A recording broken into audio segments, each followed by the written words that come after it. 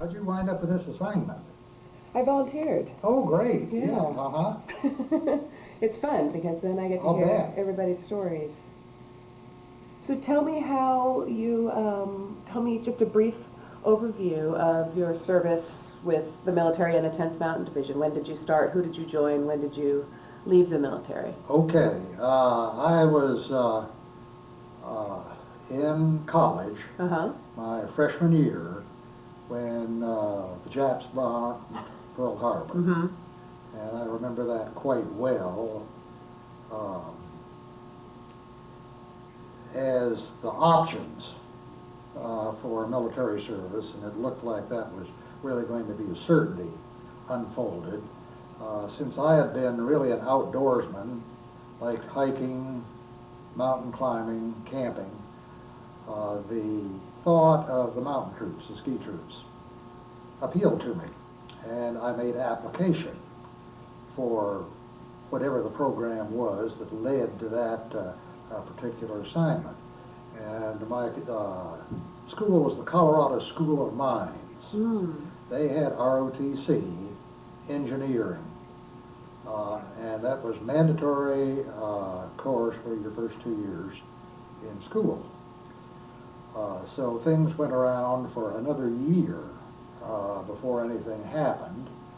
And How did you first hear about the 10th Mountain Division? oh, of course, it wasn't the 10th Mountain Division at that time. Mm-hmm. It was just through Minnie Dole's efforts to get that particular activity going.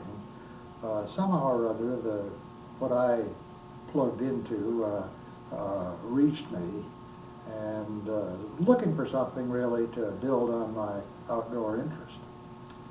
So I was called into service. A little, let's see, 41 was the Pearl Harbor. Mm-hmm. It was the spring of 43 that they finally called me up. And they had the center that processed the new enrollees. And they initially sent me out to Fort Belvoir, Virginia, Mm-hmm. which was an engineering training facility. So I was targeted toward engineering, and was there for a few weeks when they paperwork to match me up with my application for this activity surfaced, and they transferred me to Camp Hale. Uh-huh. At that time, although the 10th Mountain Division did have engineering activities, they didn't lead me there, but rather assigned me to the good old infantry. Oh.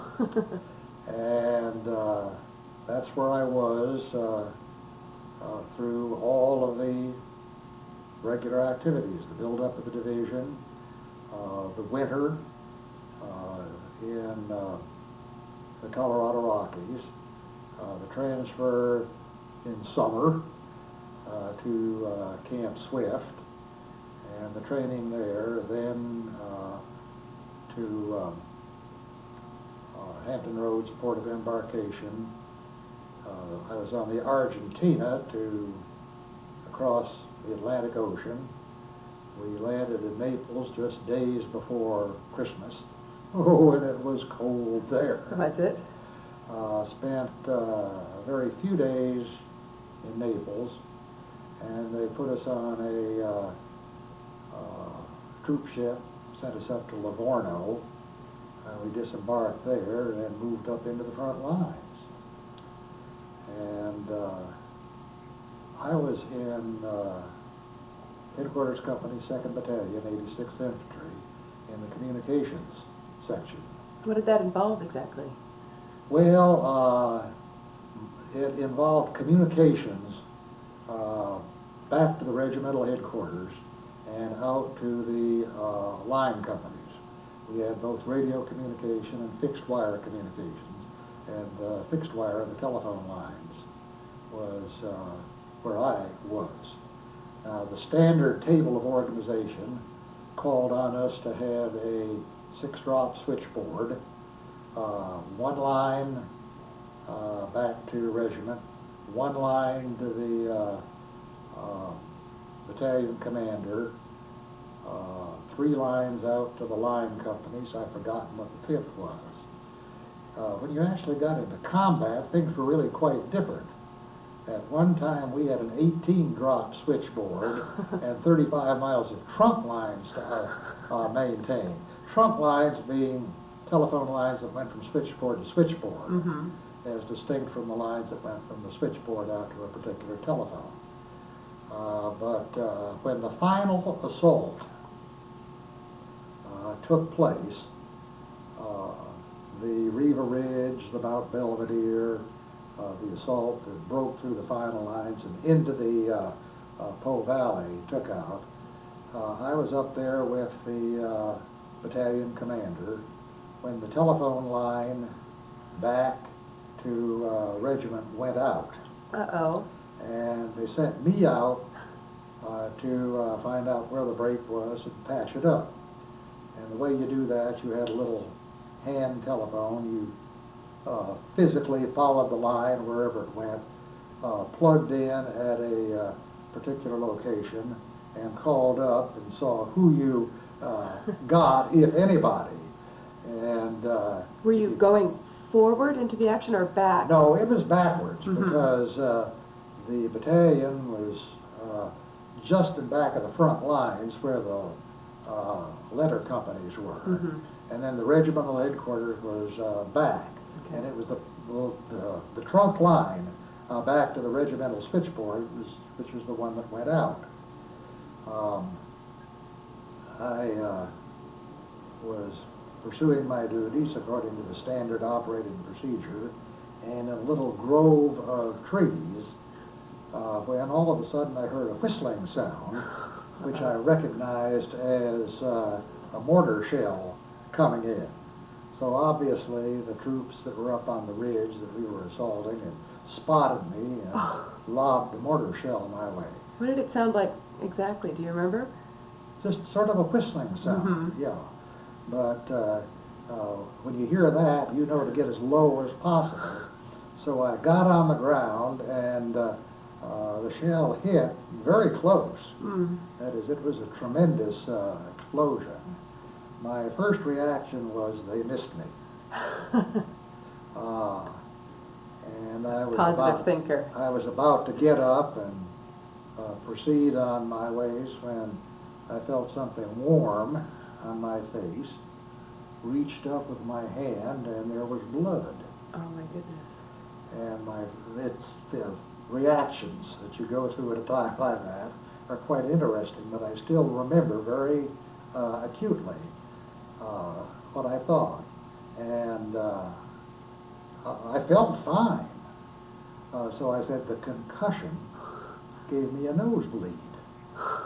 And I reached up and checked my nose, and I did not have a nosebleed. And the next was a very funny reaction. I said, I'm going to bleed to death before I find out where I'm cut. So then as in a few more moments, I reached up to my helmet, and on the front felt a little hole. So at that time I knew what had happened. There was a shrapnel bit that had gone through the helmet into my skull, and that's what was causing the bleeding. And of course a head wound like that will bleed profusely with only a very superficial wound, which that really was. But anyway, I popped up at that time and dashed over to a little stone building that was close by, got in, took out the bandage that we carried and bandaged my head, and was about to get ready to resume my assignment when some medics came to see me. Obviously somebody had seen that I was wounded, and there were some medics in the area, and they came in and they looked at me, and they were worried. And that was a little disconcerting to me. I really didn't think I had anything other than the rather superficial head wound.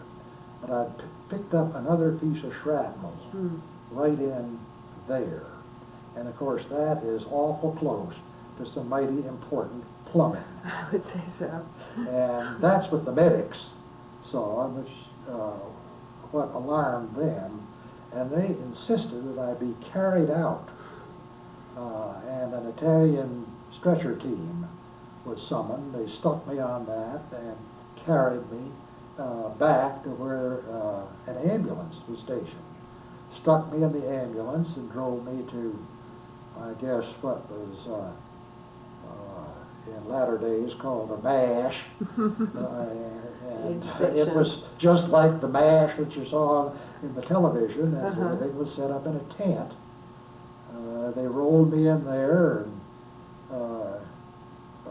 told me to put out my arm and stuck some sodium pentothal in and told me to start counting, and I got to about 8 when and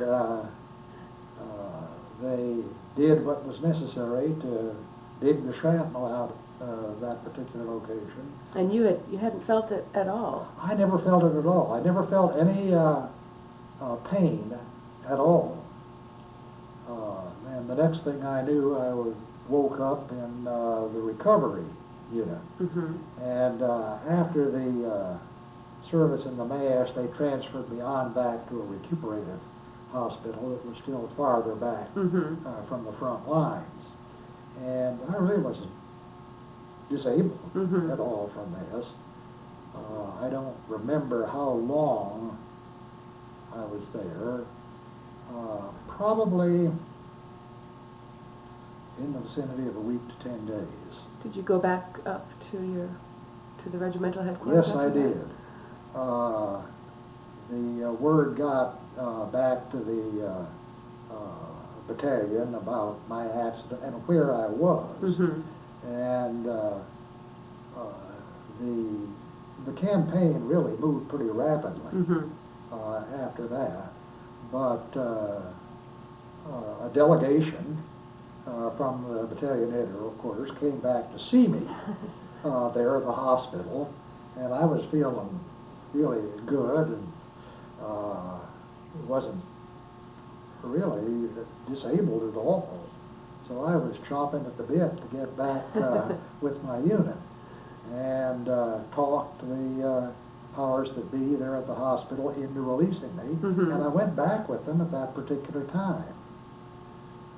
Did you go all the way to the Po Valley then? Well, they were in the Po Valley by that time. Oh, I've forgotten exactly where it was that they were, but it was very shortly after that that we were dispatched up to the northeast corner of Italy, up on the Yugoslavian border. They wanted to discourage Marshal Tito from moving out and into that particular location. So I understand that was basically the rationale for sending us up there. There wasn't any difficulty at all. We simply were stationed up there and ready in case something happened. Did you ever see any more combat? No more combat. That is, the combat had ended by this time. The Germans had capitulated and the war was over. We never had any trouble with the Yugoslavians. When did you personally get back home? Well, let me resume the experience up there in the little, it was a little mining town called Cave del Pradel. And that we were in a building, and I know they had a gymnasium there with a rock wall, which was fun to climb. And we just sat there in occupation duty, and all of us were outdoor kind of people. That is, we liked to climb mountains. The Blizzard, instead of having pin-up girls, had pin-up mountains that had published. And there was a mountain called Manhart close by, which made one of the pin-ups, and which I remember climbing with some of my other friends at that time. But basically what happened was, and I understand, this is strictly rumor, but it was the scuttlebutt that went through our unit, that it was another one of the divisions there in Italy that was really scheduled to be the first to be redeployed to the Asiatic, the Pacific Theater, and that the division commander complained bitterly. He said, we fought through the entire Italian campaign, and we suffered casualties that were far in excess of the almost 1,000 killed and some 4,000 wounded. This Johnny-come-lately 10th Mountain Division suffered. They ought to be the ones to go. And the scuttlebutt was that that argument prevailed, but through whatever line of reasoning, we were tapped as the first unit to be sent back overseas. Mm-hmm. And we went back on one of those quickly built troop ships, not nearly as fancy as the Argentina, which had brought us over to Italy. But I remember being on the ship, and one of my buddies came up and said, what in the world is this atomic bomb? And that really baffled me, because I hadn't heard of the Manhattan Project and what they were doing, but the word got around that the bomb had been dropped on Hiroshima. We were still on the high seas, about a day or two out of Hampton Roads. But we landed, we immediately got home leave, and I was home when they dropped the second bomb on Nagasaki and the Japanese capitulated. You got home quickly. Oh, yeah. And And what was your response to that? Were you relieved or disappointed or well, in of course, I was shock? delighted that war had ended. Mm-hmm. And the more I thought about it, the more I'm pleased that we were not in the first wave of the assault upon the Japanese homeland, where my chances of survival, even back in the headquarters company, would probably have been really not all that good. Did you think about that much when you Oh, were yeah. did you feel fear at any time? No, I didn't feel fear. It was just an unappealing outlook. Mm-hmm. But of course, the Japanese surrender changed the administration of that tremendously. Anyway, I was still had to come back after the home leave. We were sent to Camp Carson, and Where was Camp Carson? that's just outside of Colorado Springs. Okay. And this is where we were to be prepared for the shipment to Japan. But those were the halcyon days of my military assignment, because really there was no productive purpose that we could be put to. And they had a point system whereby they determined the future of everybody, really.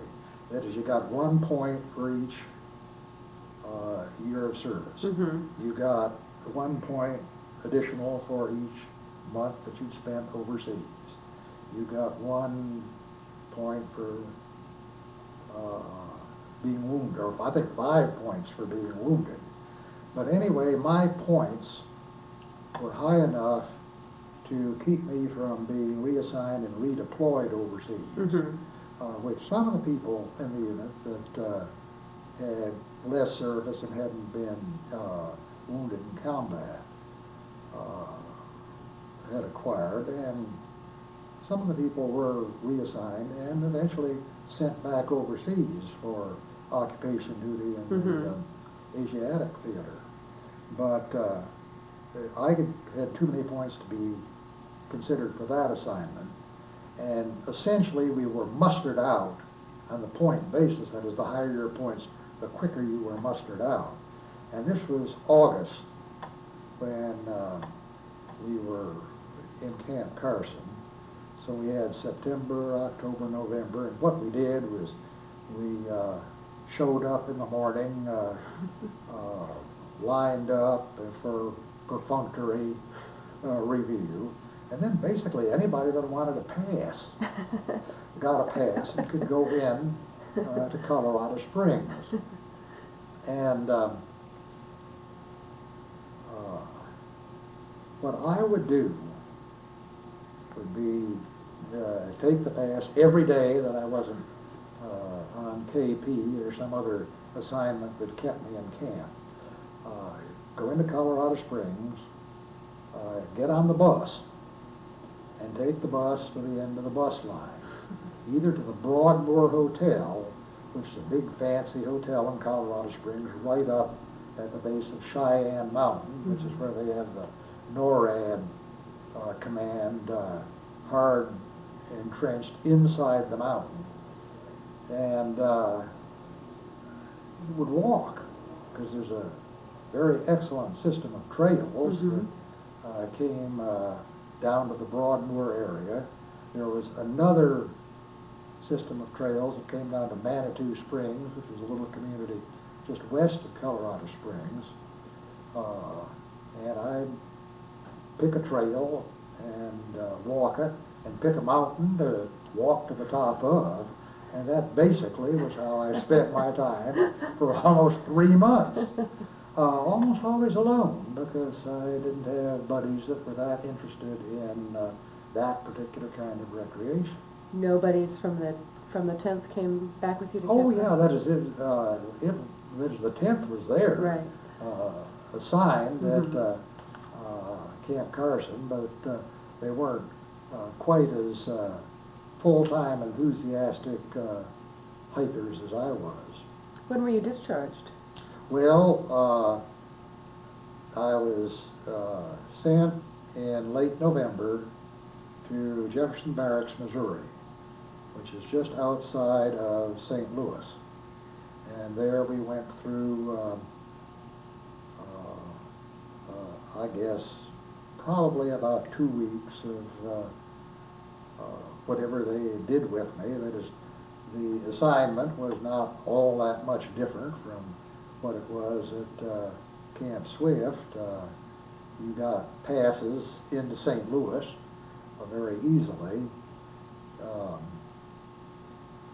They did not have the hiking and climbing opportunities around St. Louis that they did around Colorado Springs. Mainly what I would do would be go by the USO, get a ticket whenever the St. Louis hockey team was playing at home, and go and watch the hockey games, because I've always been an ice hockey buff, and that was one of the main activity that I remembered there. Before I was mustered out, basically 2 years, 11 months, and 30 days after my official enrollment in the Army, and in late December I got my discharge, went home, and then re-enrolled at the School of Mines for the spring semester, which was the semester that I was in when my education was interrupted.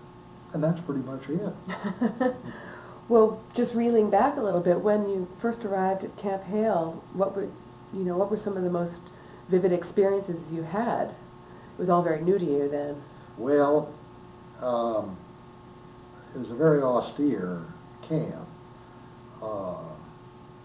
The big thing that immediately pops to my mind was the camp was in the floor of the valley on the west side of Tennessee Pass. It was on the railroad. Back in those days, coal was still the fuel that they used for the trains. They had coal-burning engines, and the soot just hung like a pall over that valley, and all of us developed respiratory. Now, I wouldn't call them exactly infections, but we referred to it as the Pando hack, Mm-hmm. because we did cough, and it was a bit uncomfortable, and for some people it was more serious than for others. For me it was an annoyance. Again, one of the real benefits of being in Camp Hale, from my peculiar perspective, was, of course, to get outside of the camp through the main gate, you had to have a pass. So you had to apply for that, and in competition with everybody else that was there, wait your turn in line. On the other hand, you could get out the back door, which was up the valley. They didn't have any fence or any gates up there, and I embarked upon a project to climb atop every mountain that was within one day's walking distance, and I did. In the memories of Camp Hale, we were not the typical recruits into the Army. On the whole, we were better educated. We came from middle class and upper middle class households. Mm-hmm. A significant number of us didn't smoke. And of course, that was in the days when practically every GI smoked. They even gave us cigarettes and C rations and K rations that they gave us. And as they built up the staffing there, they brought in a cadre of non-commissioned officers from New York City. And they were as different from us as light is from day. And let me tell you, they didn't think very much of us, and we didn't think very much of them. But in the early days, I remember one particular exercise that we had, which was a forced march, a nighttime forced march at basically double time. That is, we were trotting out at about 4.5, or 5 miles per hour. We started out on this, I've forgotten how far it was, maybe 3 miles out and 3 miles back. This was very shortly after the non-commissioned officers from New York had arrived up at Camp Hale, and they had not yet had the chance to get acclimatized. And we started out on this march, and it wasn't very far into it, and people began to drop off, the non-coms. We finished that march with only privates. Finish it. Every single non-commissioned officer couldn't finish the march. And privately, we sort of lorded it over them as a result of that particular experience. That was really one of the high points of my memory Sure. from my days there at Camp Hale. How about Camp Swift? Do you have some memories of Camp Swift?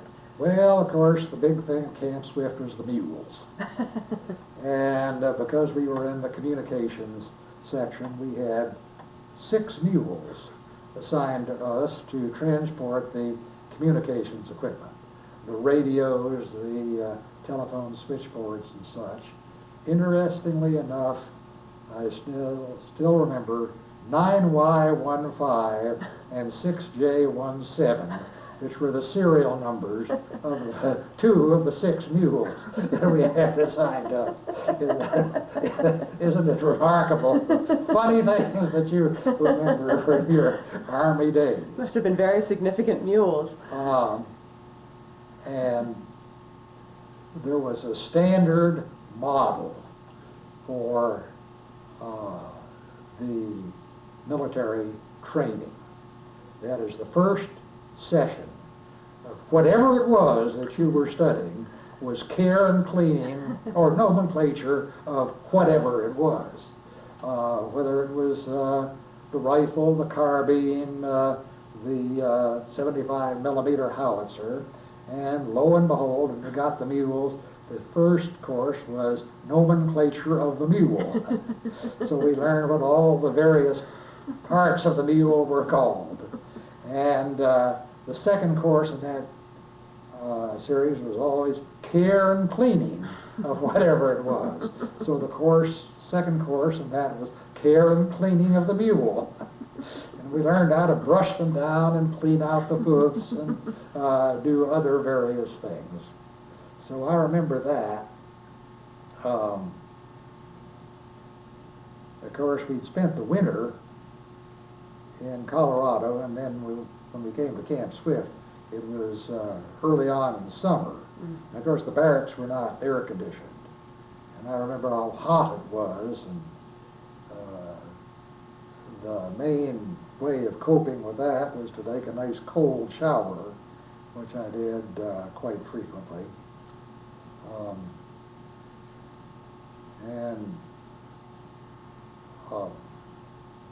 Was there a personality change in the 10th after you arrived? Not really. That is, by this time we'd really integrated the non-commissioned officers and the commissioned officers and the rank and file privates and PFCs and technician grade 5s, which was the highest rank that I achieved. We were a good, compatible, cohesive group at that particular time. Were you personally anxious to get to war at that point, or were you hesitant about? Yeah, I was, and the transition from training to the actual service on the front lines was very striking. That is, you had at the latter time really the sense of mission. And during the training there was an awful lot of busy stuff. Our term for it was chicken shit. Mm-hmm.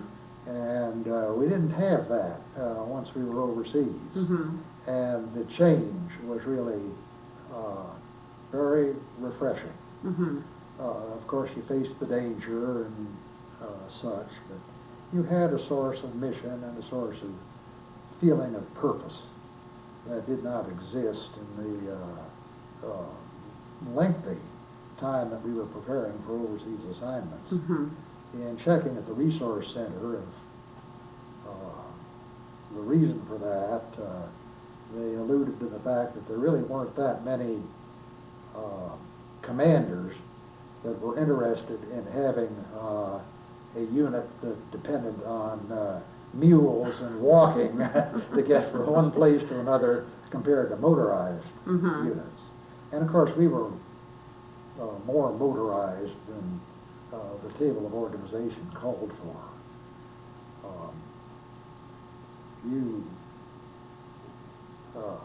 You were assigned things that weren't in the standard table of organization. Mm-hmm. So you got extra vehicles and extra communication equipment, and extra almost anything. Had you been overseas before, and what was your first reaction to Italy? Well, it was really the impact that the war had had on the country. That is, the normal life of the people over there had been interrupted so much. I remember the little kids begging of the soldiers, and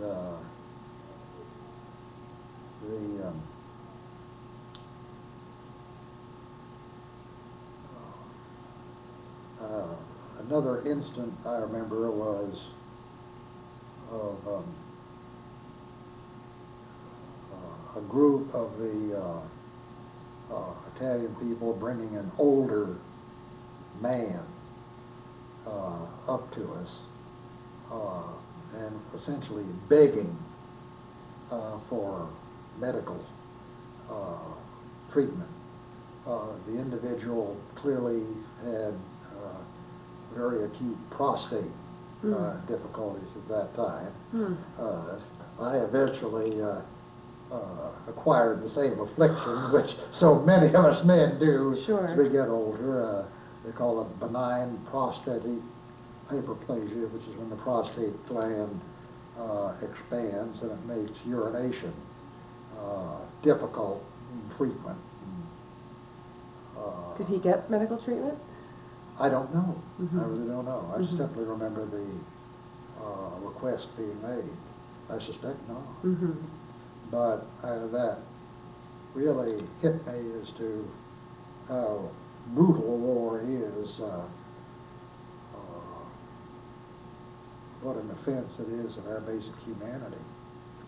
Had you felt that way before you joined the military? What was your attitude toward war before you actually joined up? Really didn't think much about it. Really didn't think much about it. Pearl Harbor, of course, was the big change. The war was going on in Europe, but until Pearl Harbor, the United States had stayed somewhat aloof from it. They still supported Britain, which was really basically the one bulwark that stood between the Axis and the free world. Did you find that did you feel that America had changed when you arrived back from the war? Was there a difference between the America you had left and the America you returned to? Oh,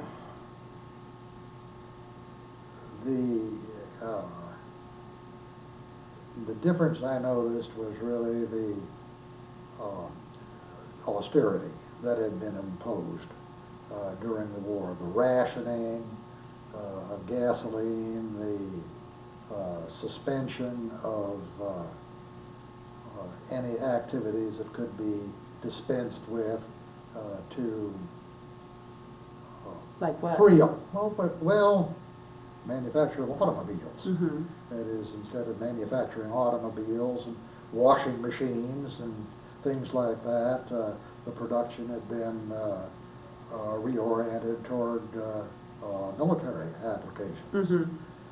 So when I came back, it took some time to reorient to the consumer economy from the war economy. One of my big goals was I wanted to have a car when I got out and got back to school.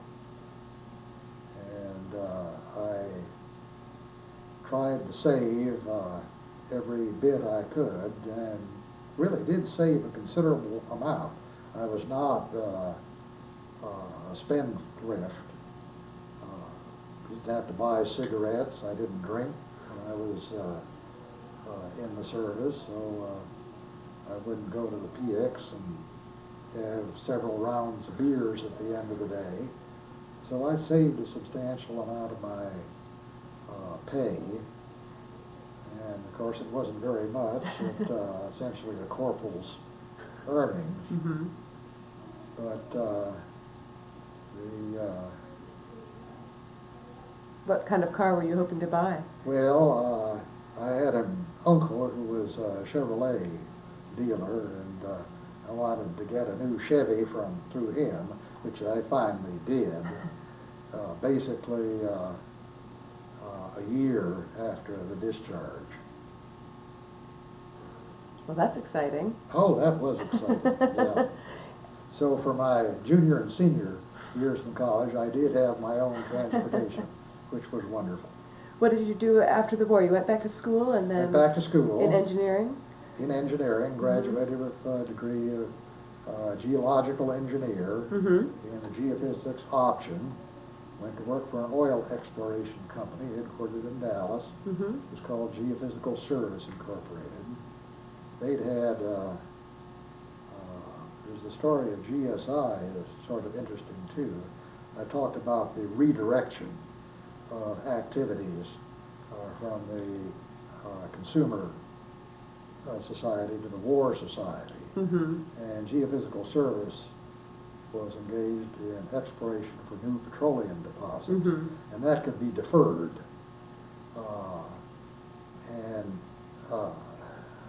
The company at that time manufactured their own geophysical instrumentation because there weren't manufacturers of geophysical instrumentation the way that developed after the war. And their concern was, how do we survive when all of a sudden there wasn't any geophysical exploration?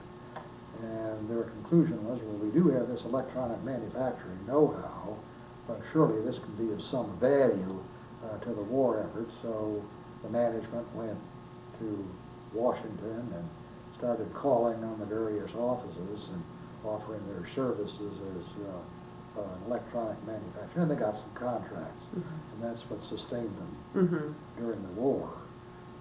There was a fellow in a Navy office that they met as a result of that activity called Patrick Eugene Haggerty, and the management sized him up as a pretty savvy and competent individual, and he was a tremendous individual.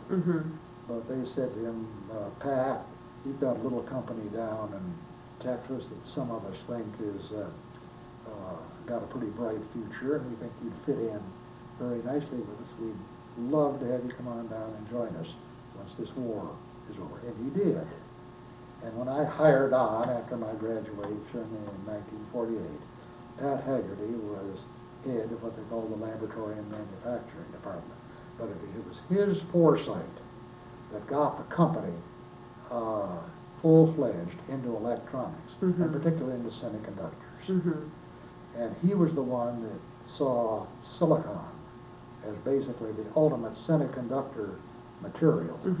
When they started, germanium was the semiconductor material of choice. And nobody expected this little company to make the breakthrough with silicon, which they did. And that launched them into the big time as Texas Instruments Incorporated. So the company I went with became Texas Instruments Incorporated. Did you, just one more question, you were down in Dallas after having been in college up in the mountains. Did you miss the outdoor life? Well, my initial assignment was out in the field operations.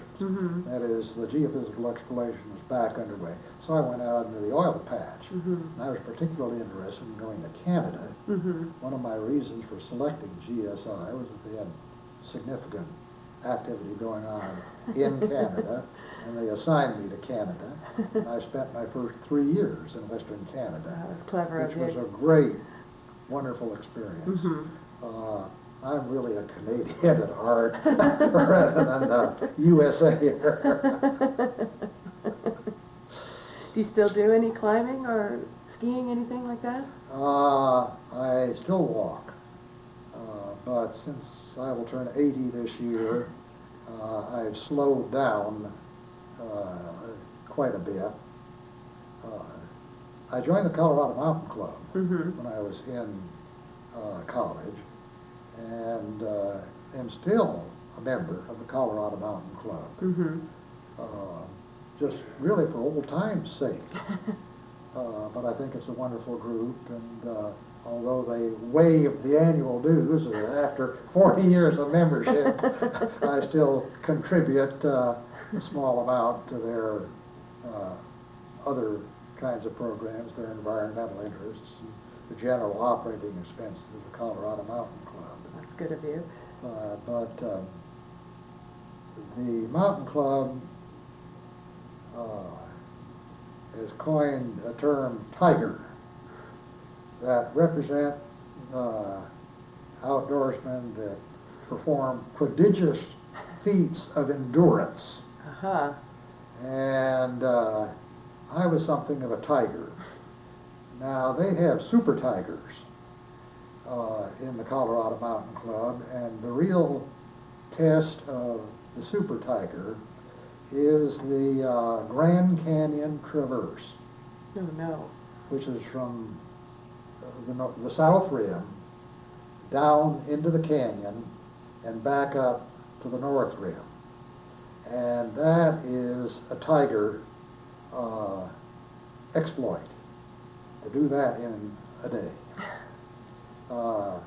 The more humane way to do it is to go down, camp overnight in the canyon floor, and then Sure. on the second day of a 2-day trip, climb to the opposite. These super tigers do the rim to rim and back again in one continuous exploit, which takes about 24 hours. So they do it without stopping to sleep. Oh boy. There are a handful of people, including at least one woman, Mm-hmm. who have done that exploit. But I never got that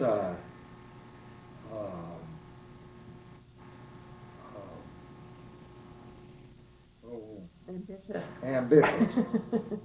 Probably the greatest tiger exploit that I did was in Rocky Mountain National Park. And there is one set of mountains in Rocky Mountain National Park called the Mummy Range. And there are 6 summits: Chapin, Chipeta, Ypsilanti, Fairchild, Higgs, and Mummy. And a favorite hike is to follow the Trail Ridge Road, which goes up and crosses this range of mountains just north, or just, I've forgotten what, I guess it's north or northwest, Mount Chapin. Mm-hmm. And the pass is up at, I think well over 11,000 feet. Mm-hmm. And then you climb the mountains, come down from the last one, and somebody meets you at the end of your hike. I did not go up to the pass. I camped overnight down in the valley floor and climbed all the way up to the summits, and then did not only the 5 other main summits, but 2 subsidiary peaks called Pilliston and Bighorn. And my gross ascent during that climb was over 8,000 feet. That is, if you took the vertical feet from where I was camped to the top of the first mountain, from the pass between the first and the second, to the top of the second, etc. My gross estimate was over 8,000 feet in that climb, and it took, I guess, probably 13 or 14 hours. So that was my main tiger exploit. Well, it sounds like your mountain training held you in good stead. As a matter of fact, my internet handle is Tired Tiger. So I refer to myself now as a Tired Tiger. But I do walk shorter trips. In Athens, we have a very excellent little facility called the East Texas Arboretum and Botanical Garden. And they have a short trail system, basically 2 one-mile loops that are interconnected, and I go out and walk that usually 3 or 4 times a week. Great. And other times I'll walk to other nearby walking opportunities. And I'll occasionally walk short segments of the Washita Trail, which is up in southeastern Oklahoma and western Arkansas. And it's one of our national trails, close to 200 miles long. Great. So that's it. Well, thank you very much for telling us your story. Okay.